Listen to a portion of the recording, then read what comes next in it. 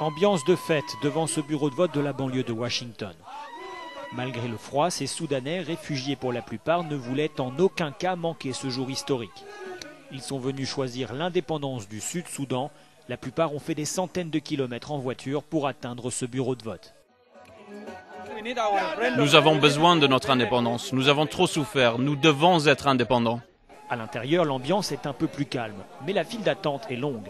Les organisateurs sont satisfaits de la participation visiblement importante de la communauté soudanaise. Notre mission est accomplie. Notre but était de faire en sorte que les électeurs se déplacent et qu'ils aient les informations nécessaires pour s'inscrire et donc participer. Victor est un peu nerveux. Il faut dire que c'est la première fois que ce jeune homme est invité à participer à une élection. Une fois son bulletin dans l'urne, il trempe son doigt dans une encre indélébile pour éviter la fraude. Un grand moment, certes, mais Victor sait que les habitants du Sud-Soudan ont encore beaucoup à prouver. Maintenant, il va falloir travailler très dur. De nombreuses personnes nous ont répété qu'on n'arriverait jamais nulle part. Moi, je pense que le Sud-Soudan sera un succès.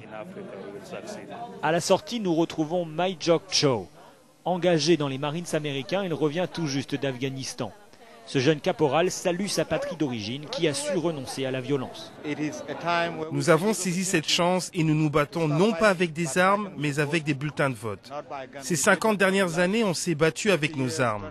Maintenant, il est temps d'atteindre notre but à travers cette élection. Un processus démocratique dont l'issue ne fait aucun doute parmi ses électeurs.